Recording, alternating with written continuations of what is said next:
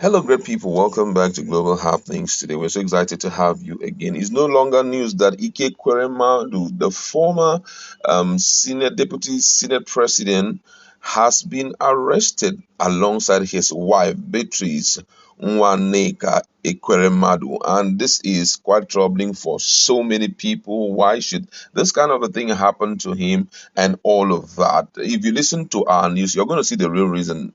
What the UK government said was actually child trafficking. But those who are resident of UK from Nigeria have a lot to say. If you listen to that, for the first video we published on this to the end, you'll get to hear what they are saying about the whole issue. That's Nigerians who are resident of UK. But right now is a ton of obedient members talking about Peter Obi's member supporters, and they have this message they're sending out to all and sundry those who have spoken against Peter Obi or spoken against Nigeria voting for him, and those who are having the intention of speaking against him. Now, according to them, they said that Peter Obi is actually God's anointed. And you don't have to touch him. Now, this is traceable to what just happened to Ike Ekeremadu. Don't forget that Ike Ekeremadu had warned the Ndibos that they shouldn't waste their vote on Peter Obi, that he won't get the job, the job of the president of Nigeria. And unfortunately, today he has been arrested in the UK for, trafficking of a child or something like that. Now, they now begin to recount those who have passed through, the judgment of, fighting against the person of Peter Peter Obi. Obi. That's standing against, not really fighting, but standing against in words. Or negating even his moves. Exactly, negating his move. They said that Wike had mocked Peter Obi. Don't forget that Wike came out and said that this guy is unstable. Peter Obi, that he was in PDP, he went out and all of that. And they said that when he mocked Peter Obi before the primary, he lost the primary. And the latest was the VP ticket, which he also lose. He lost as well. He lost as well, yeah. Now, another person is Father Mbaka. We've also heard what happened to Father Mbaka. Came out very clear to tell Nigerians that they shouldn't vote for a stingy man. And all of a sudden, it's as if everything ignited against him. And before we knew, it was, a case of Bishop Unaga lambasting him. And before we know, kind of shut down his ministry and all of that. So they also did make mention of that. And then latest is the issue of Ike Ekeremadu. And someone asked a question and say, how about Dave Umai? He was the first person who said he would not give his vote to Labour Party, but he will do that to, APC and all of that. So what do you have to say about all of it? Do you think that Peter Obi is actually God's plan for Nigeria, or all of this is happening as a coincidence?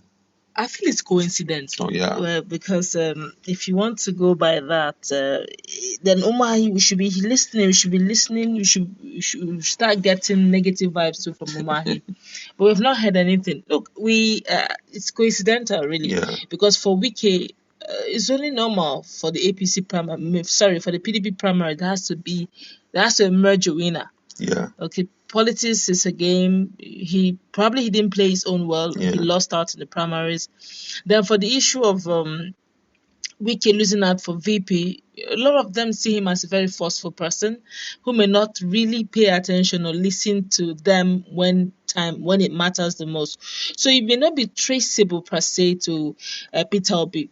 Wike has his own personality. Yeah. And now the same thing. Okay, what would you say to about Ike Ekeremadu when he was beaten by some members IPOB. during the Yam festival that took place in Germany? Would you also trace that to Peter Obi? No, of course. That's him. Okay, and there have also been issues. Would you also say, okay, because Rotimi Amechi lost his primaries, or Lawan lost his senatorial seat to one Bashi Machina, would you also say that it's traceable to Peter Obi? No, life happens. Yeah. Just that it's coincidental. Yeah. It is happening now. Don't forget, even the same Reverend Fadeji Kimbaka, has been warned severally over this issue of mixing religion with politics, using his platform to begin to propagate politics. They've warned him severally. It's just that this one was now one too many. That was really a very bold and very brazen. They had to this has to stop. Too Yeah. much one. So it really may not be. It's just that maybe Peter Obi's matter came into the whole fore, but Yes. doesn't mean that Peter Obi, if you touch him, something will happen. No. In Yes, words, so not in. I mean, yes, in words. I'm not saying that he's not a good person. From all indication, those who have had personal encounter with him will tell you that Peter Obi is a Christian. Not necessarily have to be a pastor, but he's a good man. Okay. A lot of people say that, but that doesn't mean that those things that happen to these guys are traceable to Peter Obi. I disagree, really. Yeah, I know that a lot of other people have spoken about him. For example, this guy too, Nate Nwoko, has also spoken And about nothing him, and negative nothing has happened. happened. The Yeah. Borno State governor also nothing. I think they are just hyping, this coincidence as if it has something to Even do. Reno. Yeah, Reno also has spoken. There's this guy called Singaling Singaling also. on Twitter. I think we Nothing has have to happened. understand. We don't have to personalize this thing or make it so emotional or be sentimental about the issue of Peter Obi being the president. We are always very objective. And before I go on, we are always very objective when we speak from this channel. Now, Peter Obi is just like every other person, but we just feel that he has what it takes, to rule Nigeria. So That's true. politics, we have to understand that politics is only a game. You understand? Game of politics. If you play it well, you will win. That's why in Nigerian politics, it's not the best that is always the winner at the end of the day. Yes. Sometimes the people that are winners, we are like, this other man now is better than him and all of. No, you have to play it according to the rules. You look at the country you find yourself and look at the things that you can introduce into the game, and from there you come out successful. So whatever that is happening to these guys have nothing. I would say that boldly. I know that a lot of people will castigate me, but I feel that it has nothing to do with Peter Obi. But It's just coincidence. I think they're trying to whip up this thing coincident. Emotional stuff. Yeah, so that a lot of people will be scared of castigating Peter Obi and all of that. Now, someone says something here, says that he said obedience is better than sacrifice. Another person here says that he say abeg make person tell Tinubu make him do him own. I wan see something. You see the Nigerians are very, very sentimental people. Another person said, don't touch not my anointed. And do my prophet no harm. Exactly. That what is happening to all of them is traceable to, them lambasting Peter Obi at one point or the other. I don't know if Peter Obi has been checking out all of this thing, because it will give him some very good time to, laugh and, enjoy himself. Now, some other person said something. He said, this is just only talking against him. Imagine you touching his votes. What will happen to your generation?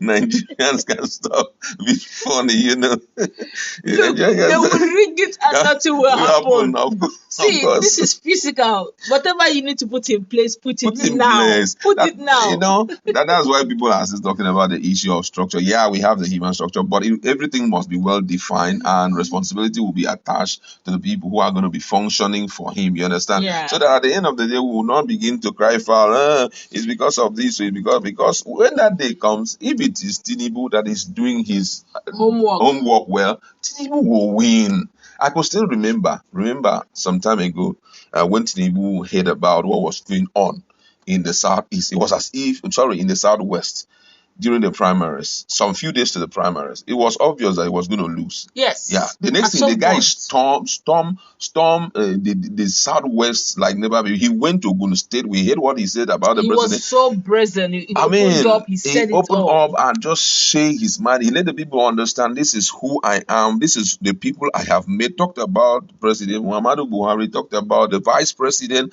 and talked about a lot of things. So you can't just draw the curtain at the point and say, this is what will happen. No, it won't happen like that. So we just have to be careful. You understand? My fear right now is the emotional attachment to a lot of things. Look, politics is a game. Yeah. You got to come with a thinking cap. Yes. Okay, don't watch the way some of our politicians behave. After whatever it is they have in the polls, do you see them? They drink together, they hug each other, but their fans and followers are busy fighting running themselves. after each other. They understand that it's just a game.